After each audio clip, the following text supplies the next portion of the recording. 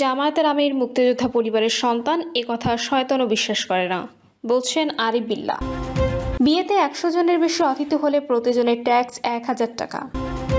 মামলার ব্যবসা করছেন স্থানীয় বিএনপি নেতাকর্মীরা, বলছেন রুমিন ফারহানা। দেশের স্বার্থে কারো দালালি করবে না বিএনপি, বলছেন রাশেদ খান। জানাবো ফেনীতে পিকআপ সিএনজির মুখোমুখি সংঘর্ষে মা মেয়ে সহ নিহত 3।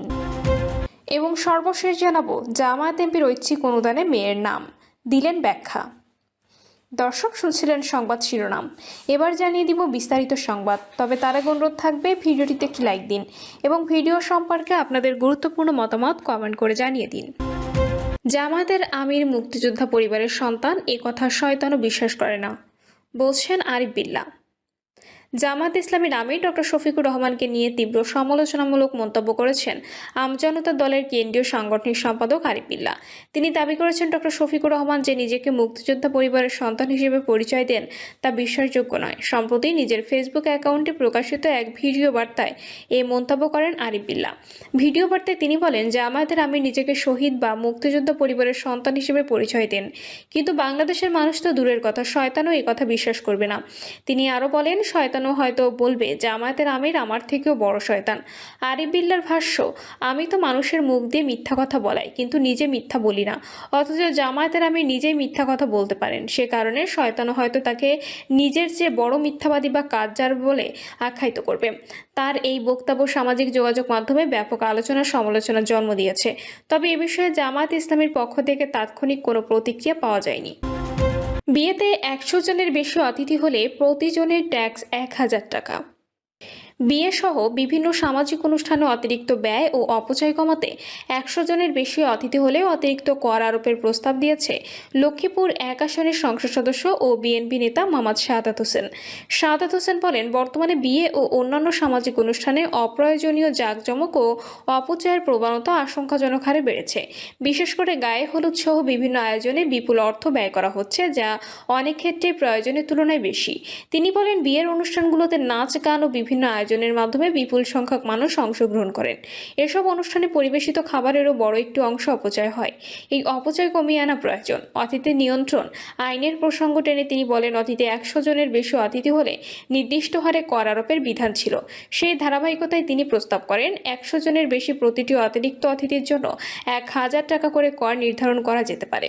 তার মতে সামাজিক অনুষ্ঠানে অযৌক্তিক ব্যয় ও অপচয় কমানো গেলে বাজারে নিত্য প্রয়োজনীয় পণ্যের উপর চাপও কিছুটা হ্রাস পাবে। শাহাদাত হোসেন বলেন, বিয়ে ও সামাজিক অনুষ্ঠানে অপ্রয়োজনীয় অপচয় কমানো সম্ভব হলে সামগ্রিক অর্থনীতিতেও এর ইতিবাচক প্রভাব পড়বে। মামলার ব্যবসা করছেন স্থানীয় বিএনপি নেতাকর্মীরা, বলছেন রুমিন ফারহানা। ব্রাহ্মণবাড়িয়া 2 আসনের সংসদ সদস্য রুমিন ফারহানার অভিযোগ করেছেন, বিএনপি স্থানীয় পর্যায়ের কিছু নেতাকর্মী মামলা নিয়ে ব্যবসা করছেন। তিনি দাবি করেন, এ বিষয়ে তিনি সংসদে কথা বলেছেন এবং সরকারের সংশ্লিষ্ট মহলকেও বিষয়টি অবহিত করবেন। রুমিন ফারহানা বলেন, বিএনপি এখন শোন অ্যারেস্ট সংস্কৃতি চালু করেছে। একটি মামলায় কেউ জামিন পাওয়ার সঙ্গে সঙ্গেই তার বিরুদ্ধে নতুন আরেকটি মামলা দেওয়া হচ্ছে। বিভিন্ন এলাকায় বিএনপির স্থানীয় নেতাকর্মীরা মামলাকে ব্যবসার হাতিয়ার হিসেবে ব্যবহার করছেন। তিনি আরও বলেন, আমি এই বিষয়টি সংসদে উত্থাপন করেছি এবং সরকারকেও জানাবো। স্বরাষ্ট্রমন্ত্রীর দৃষ্টিও আকর্ষণ করব। মনে রাখতে হবে, কোনো কিছুই নজরের বাইরে থাকে না এবং কোনো অপরাধীর শাস্তি ছাড়া যায় না। আর যারা এসব করছেন একদিন তাদেরও জবাবদিহির মুখোমুখি হতে হবে। দেশের বর্তমান আইন শৃঙ্খলা পরিস্থিতি নিয়েও উদ্বেগ প্রকাশ করেন এই সংসদ সদস্য। তিনি বলেন, বাংলাদেশের বর্তমান আইন শৃঙ্খলা পরিস্থিতি সাম্প্রতিক অতীতে এতটা নাজুক ছিল না। অর্থনীতি ও আইন শৃঙ্খলা এই দুটি খাতে দৃশ্যমান উন্নতি না হলে সরকারের জন্য পরিস্থিতি অত্যন্ত কঠিন হয়ে উঠতে পারে। দেশের স্বার্থে কারো দালালি করবে না বিএনপি, বলছেন রাশেদ খান। বিগত প্রায় 18 বছরে আওয়ামী লীগ সরকার বাংলাদেশকে ভারতের করদ রাজ্যে পরিণত করেছিল বলেই দেশ চীনের মতো উন্নয়নের পথে এগোতে পারেনি বলে মন্তব্য করেছেন গণ অধিকার পরিষদের সাবেক সাধারণ সম্পাদক ও বিএনপি নেতা রাশেদ খান। তিনি দাবি করেন, বিএনপি কখনোই কোনো দেশের দালালি করে না, বরং দেশের স্বার্থ সার্বভৌমত্ব রক্ষায় দলটি সবসময় আপোষহীন অবস্থানে রয়েছে। রাশেদ খান বলেন, আজ যারা বিএনপিকে ভারতের দালাল বলে অপপ্রচার চালাচ্ছেন তারা বাস্তবতার কাছে ভুল প্রমাণিত হয়েছেন। বিএনপি যদি ভারতের দালাল দালালি করত, তাহলে সরকার প্রধান চীন সফরের আগে ভারত সফর করতেন। তিনি বলেন, ভারত আমাদের প্রতিবেশী ও বন্ধুপ্রতিম রাষ্ট্র। আমরা ভারতের সঙ্গে সুসম্পর্ক চাই, তবে সেই সম্পর্ক হবে পারস্পরিক সম্মান ও সমঝোতার ভিত্তিতে। কোনো ধরনের আধিপত্য বা দাদাগিরি বাংলাদেশের মানুষ মেনে নেবে না। সীমান্ত পরিস্থিতির প্রসঙ্গ টেনে বিএনপির এই নেতা বলেন, বর্তমানে বিজিবি সীমান্ত অনেক বেশি আত্মবিশ্বাসের সঙ্গে দায়িত্ব পালন করছে। সীমান্তে দেশের স্বার্থ রক্ষায় তারা চোখে চোখ রেখে জবাব দিচ্ছে। বিএনপি ক্ষমতায় আছে বলেই বিজিবি এত শক্তিশালী অবস্থানে আছে। রাজনৈতিক প্রতিপক্ষের সমালোচনা করে রাশেদ খান বলেন, জামায়াত ও এনসিপির কিছু নেতা আজ সরকার পতনের হুমকি দিচ্ছেন, অথচ গত 17 বছর তারা নিজেদের দলীয় কার্যালয়ের তালাই খুলতে পারেননি। এখন তারা বড় বড় কথা বলছেন। তিনি আরও বলেন, হাসনাত আব্দুল্লাহ সংসদে দুর্নীতির বিরুদ্ধে চ্যালেঞ্জ ছুড়ে দেন, কিন্তু ইউনূস সরকারের সময় সরকারি বরাদ্দের বড় অংশ নিজের এলাকা নিয়ে যাওয়া হয়েছে বলে অভিযোগ রয়েছে। সেটি কি দুর্নীতির মধ্যে পড়ে না? পুশিন ইস্যু নিয়েও বক্তব্য দেন রাশেদ খান। তিনি বলেন, বিএনপি কোনো দেশের দালালি করে না, না ভারতের না পাকিস্তানের। অথচ শিবিরের একজন কেন্দ্রীয় নেতা পাকিস্তানে গিয়ে লাল গালিচা সংবর্ধনা নিয়ে দেশে ফিরে বিএনপিকে ভারতের দালাল বলছেন। তাহলে জনগণের কাছে প্রশ্ন, আপনারা কি পাকিস্তানের দালাল? সাংবাদিকদের বিভিন্ন প্রশ্নের জবাবে তিনি বলেন, দেশের পররাষ্ট্রনীতি হবে জাতীয় স্বার্থকে অগ্রাধিকার দিয়ে।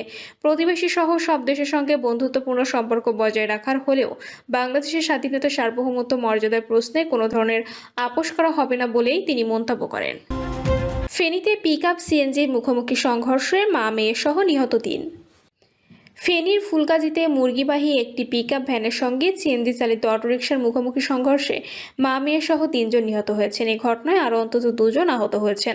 স্থানীয় বাসিন্দা পুলিশ সূত্রে জানা যায়, পরশুরাম থেকে ফেনীগামী একটি যাত্রীবাহী সিএনজি চালিত অটোরিকশার সঙ্গে বিপরীত দিক থেকে আসা মুরগিবাহী একটি পিকআপ ভ্যানের মুখোমুখি সংঘর্ষ হয়। সংঘর্ষে ঘটনাস্থলে মোহাম্মদ কাউসার ও ওয়াহিদা আক্তার জুই নিহত হন। আহত অবস্থায় জাকি আক্তার সহ আরও 3 জনকে উদ্ধার করে ফেনী জেনারেল হাসপাতালে নেওয়া হলে চিকিৎসাধীন অবস্থায় জাকি আক্তারের মৃত্যু হয়। ফেনীর অতিরিক্ত পুলিশ সুপার সাইফুল ইসলাম জানান, দুর্ঘটনার ঘটনাস্থলে 2 জন নিহত হন, আরও কয়েকজন আহত হন। আহতদের উদ্ধার করে হাসপাতালে ভর্তি করা হয়েছে। নিহতদের মরদেহ ফুলগাজী উপজেলা স্বাস্থ্য কমপ্লেক্সে রাখা হয়েছে। জামায়াত এমপি ঐচ্ছিক অনুদানে মেয়ের নাম দিলেন ব্যাখ্যা। নড়াইল 2 আসনে জামায়াতের সংসদ সদস্য আতাউর রহমান বাচ্চুর ঐচ্ছিক তহবিল থেকে অনুদান প্রদানের জন্য সচিবালয় থেকে অনুমোদিত তালিকা 2 জায়গায় তার এক মেয়ের নাম পাওয়া গেছে। এই ঘটনাকে কেন্দ্র করে সামাজিক যোগাযোগ মাধ্যমে বিভিন্ন ধরনের মন্তব্য শুরু হয়।